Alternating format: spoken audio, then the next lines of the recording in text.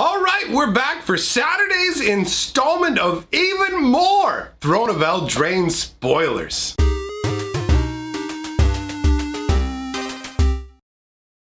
Greetings, owners of fine luxury cardboard rectangles. We are here today to take a look at some more flavor, some more goodness from Throne of Eldraine. So, if you want to make sure you keep up to date on all my videos, all my live streams, make sure you hop in the Discord, make sure you got that subscribe button, blibble McDibbled, and with no further ado, let us dive into the cards, starting out with some Aerial Knight action. We've got Silverwing Squadron, 1 white, 5 colorless. Now its power and toughness are set by the number of creatures you control. So it's flying and vigilance with power and toughness each equal to the number of creatures you control. Whenever it attacks, create a number of 2/2 white knight creature tokens with vigilance equal to the number of opponents that you have. So in a 2-player game, this is only going to make 1 knight. But if you're playing a 5-player game, you are going to get 4 knights per attack with this dirty boy. Attacking is what you want to be doing with this. I like this, honestly. I mean, 6 mana is definitely a steep casting cost, admittedly. I mean, 1 white, 5 colorless. But it's a squad of Silverwings, gigantic bird griffins. Are they griffins? I think that they're actually griffins. Like I was saying before about Eldraine, I love the flavor of this. You have a bunch of griffin riders, and the way that you can see the one wheeling to the side, it shows a certain level of playfulness too, where I just kind of think of like stunt pilots. If you want a real world analog to it, it's like stunt pilots. And I dig this, man. They're shown flying high above. You can see a castle down there in the background. Perhaps that one part of the squadron is actually wheeling off towards the city there, the castle, to give a report. But it looks like they're high above a line of clouds, unless that's actually an ocean. Never mind. That might be water that they're flying out above. But I like that this centers on a knight by himself flying right there in the center with the blade held forward, like onwards to battle, squadron ho! Very cool, very flavorful, digging it. After that, we've got Wintermoor Commander, 1 black, 1 white for a 2-star Death Touch Knight. His toughness is equal to the number of knights you control. So we're seeing a similar sort of setup to the previous creature, but he only cares about knights. Now, whenever he attacks, another target knight you control gains indestructible until end of turn. If you have 2 of them riding together, boom, they can both make each other indestructible, which is not too shabby. But overall, the concept behind this is supposed to be a commander who is so well versed in tactics that by following the instructions that he gives, you cannot fall in battle. And that is awesome. A commander who is literally that capable. Either it is done through his instruction or he has some kind of magic that he could use. But from the way that the artwork portrays him just on his black charger, again, this is another card. We talked about this in yesterday's video where we were dealing with a white-red creature and it was a white knight, like a white horse with red cloth draped along it. Now we have a black horse with white hair, which is very striking. You wouldn't see a horse like this in reality, right? You don't see like black horses that have like albino style hair, but the horse is black with white hair and the reins are also this crazy white metal. And then you have the outfit that he's wearing, which is all dark colors highlighted by white as well. And he's a white-black creature. And I really enjoy when they do things in that fashion. Now, he's shown against stormy skies. It's got kind of a gloomy feel to the artwork. I feel like it's leaning more towards the black side than the white side. I don't know if this artwork was originally supposed to be just a black creature, but overall, you've got that gloomy sort of vibe to it. But I like this card. This is solid. You get a lot for your 2 mana. In terms of flavor, he's really like just a knight commander. So there's not too much more that I have to say about that. Let us move on to the next card, which is a little bit different. We've got Arcanist's Owl. And this is 4 hybrid white blue. And it makes me think, is this a cycle? Do we get one set for each color combination? Because we've seen one that was white red. So I don't know if this is just something that's the provenance of white and other colors, or if we're going to get an entire cycle across all the colors. But either way, Arcanus Owl is 4 mana for a 3/3 flying artifact bird. When Arcanus Owl enters the battlefield, look at the top 4 cards of your library. You may reveal an artifact or enchantment card from among them and put it into your hand. Put the rest on the bottom of your library in a random order. Now, this is something that we've seen in some fantasy style settings as well, where you will have like the main hero who has some kind of mechanical compatriot. I think there was a movie once where there was a guy who literally had a mechanical owl. So I don't know what fairy tale specifically this is supposed to tie into, but I really do like the look of the owl. Interestingly enough, when you look at the owl, you can't really tell that it's an artifact, right? Like, it just looks like a bird with iridescent wings. And I love the color choice for this artwork. The sky behind him looks great. You've got the parched earth running off into waters that are reflective behind it.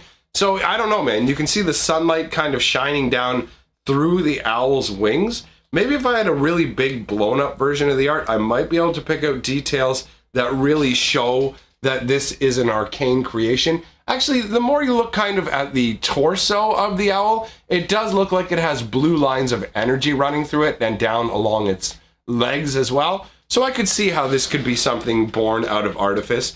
And the idea that this is something that aids an adventurer in going on a quest, maybe to find treasure, is tied into the whole that you can get an artifact or an enchantment from the top 4 cards of your deck with the owl. So he helps you search specifically for gear or enchantments, which feels very heroic quest style. Next up, we're going to talk about a card that I really want for my green tower. 2 green, 5 colors for a 6/6 trampling Thorn Mammoth.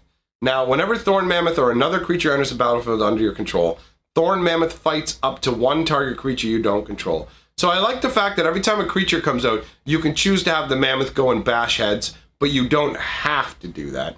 It will come to the defense of all wild things, from the Shivering Wren to the Towering Giant. Now that is cool. They tie in the flavor of why it fights everything, because it is a defender of all life. And you can see why that would be the case, as this is pretty much an elemental elephant. It is made up of thorns and vines. You can see them coming down off of it in different angles. It's got that kind of green hue to it. It's kind of shadowy too, which lends a level of intimidation to it, shown in its forest setting, where it will come out and stomp you out, boy, if you offer any kind of threat to any sort of creature in its domain. So again, this is something I really want to get for my green tower on Arena, but it looks like this is a Brawl deck card, so I will have to probably use wild cards to acquire it. But I probably will, because Thorn Mammoth is pretty dope, boy. Pretty dope. After that, we've got Fairy Vandal, 1 blue, 1 colors for a 1/2 flash flyer. Whenever you draw your second card each turn, put a +1/+1 counter on Fairy Vandal. History may be written by the triumphant, but it's often rewritten by the troublesome. That's not too bad in the way of flavor text. And you can see the reason they're saying that is you have the Fairy Vandal who's literally gone and been mucking up tomes. He's just gone up and shredded pages out of tomes. Now, what I don't understand, honestly, is mechanically how his ability ties into this. So this is a troublesome fairy who goes around vandalizing things, and you can see him triumphantly pumping his fist as he flies upwards. Either he is flying upwards triumphant about destroying the books, or this is a scene from someone who's just walked into their study. They've seen this fairy ripping up the pages, and they go, what are you doing? And the fairy is literally flying up to punch them in the face. Hooga! That could be what's going on. But what I don't understand is how he grows through you drawing your second card each turn. I don't feel like that is tied into this artwork, although I definitely do like the way that the Fairy Vandal is shown in this very action pose, where you can see the damage that he's wrought behind him, and he's on his way to either attack or to just, I guess, flee away in victory from the havoc he has wrought. After that, we've got a much more vicious fairy, Eye Collector. 1 black, 1/1, flying. Whenever Eye Collector deals combat damage to a player, each player puts the top card of their library into their graveyard. The flavor text says, Lord Rankle will see you now. All he asks is a small token of tribute. Now that is crazy. We take a look at the artwork and you can see this vicious looking little fairy all hunched down in a feral, dirty sort of way. The wings are interesting. I do like the wings. It's got some very insectile, crazy looking wings with it look like a set of 6 wings. You've got 2 large wings and then you've got what looks like a set of 2 tiny wings underneath them on either side. This Eye Collector is holding this crazy jagged blade that has 2 different prongs on it. One comes out into more of like almost a pickaxe shape with a jagged haft, and the other is just a long spike. And the most gruesome part is you can actually see there is an eye impaled on the spike with the trailing veins or whatever tendons, whatever connectors that keep your eye connected to the rest of your body are trailing down underneath it. And when you tie that into the flavor text that says, Lord Rankle will see you now, all he asks is a small token of tribute, you could see someone coming into the swamp and being like, I want to see Rankle. And it's like, okay, I'll take you to Rankle. All he asks is a small token of tribute. And the person says, very well. And in a flash, the Eye Collector has flown up into the air, jabbed this in, and pried one of their eyeballs directly out of their skull. That is intense flavor. And this has a dark, boggy feel to it. There's almost a green, gross miasma behind the Eye Collector, and underneath it, the ground looks all corrupted and purplish, almost like the ground itself has been bruised. So there is a lot of dark flavor in this artwork, and I approve. It is shuddering. Then we've got Inspiring Veteran. 1 red, 1 white for a 2/2 that gives other knights you control +1/+1. I fight for my daughter, who may not set foot on a battlefield for many years. Remember who you fight for. I feel like I've seen this card before. I don't think that I've done it in one of the other spoiler videos. If I'm talking about this one again, I apologize, my friends, as it is not my intention. There is a lot of spoilers, and sometimes things can get mucked up. But I don't feel like I've seen this knight with his child sitting in the front here. Honestly, I don't know. I think the artwork is a little bit silly. The child looks goofy. She looks goofy with her little sword and her father's helmet on her head. But he looks resplendent. In all honesty, if you remove the child from the artwork, I would like this better. I like the idea of the inspiration just coming from how just magnificently proud and tall and how well kept this guy's armor is. You can see that it's been burnished to a mirror sheen. He's got a big pennant that he's holding that's flapping in the breeze behind him, that big white flag. The white and gold aspects of the artwork work really well. He stands out in the sunlight. He looks fantastic. He looks absolutely fantastic. I find the child to diminish this artwork overall. So he gives other knights +1/+1. And I fight for my daughter, who may not yet set foot on a battlefield for many years. Remember who you fight for. I mean, I get the idea that the child's here to be like, this is who I fight for. Remember who you fight for. And fighting for your family and those you care about is a very strong motivator. But I don't know. There's just something about the kid that diminishes the artwork overall for me. But that's a personal thing. That's not something that I know it's going to be a case-by-case scenario. There's some artwork where I just go, this is bad. And then there's artwork where I go, this is not for me. And this one's not for me. Moving on, Silver Flame Ritual. In a previous spoiler video, we talked about the legendary knight making enchantment. That has to do with this kind of circle of loyalty sort of setup as well. So you've got 1 white, 3 colors for a sorcery that puts a +1/+1 counter on each creature you control. And it's got adamant, so if at least 3 white mana was spent to cast a spell, creatures you control gain vigilance until end of turn. Tempered by fire and united in virtue, the Knights of Arden Vale fight with a single unbreakable will.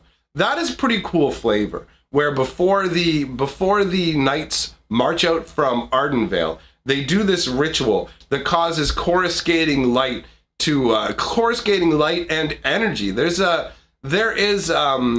energy will buffet you. It is not just visual, it is physical as well. We have seen that on other cards in the way they've explained things.